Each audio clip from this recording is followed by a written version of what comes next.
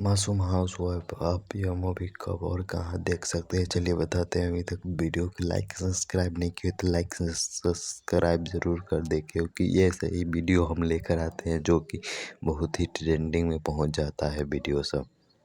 सबसे पहले like subscribe जरूर कर दें। मासूम हाउसवाइफ के बारे में चलिए बताते हैं। मासूम हाउसवाइफ एक ऐसा मूवी है जो कि पारिवारिक के साथ साथ भूतिया भी कह सकते हैं। यह मूवी में वाइफ को भूतिया बना नहीं होती है, फिर भी उसको भूतिया सब करार करके पंडित जी से छन और तो ढोंगी पंडित आकर उसको कहती है हाँ सही में इसके अंदर भूत है, और तो ये सही में हो जाता है। उसके बाद वाइफ की जो हीरो रहता है उसकी वाइफ के अंदर सही में एक आत्मा आ जाती है, जो कि बहुत ही इंटरटेनमेंट के साथ साथ बहुत ही अच्छा लगेगा आप ये सब मूवी।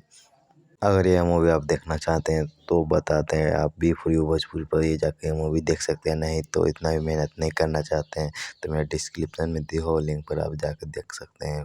अब पहले लाइक सब्सक्राइब कर दीजिए, क्योंकि मैं ऐसा ऐसा ट्रेंडिंग वीडियो लाता हूँ। तो धन्यवाद, चलिए नेक्स्ट वीडियो में मिलते हैं।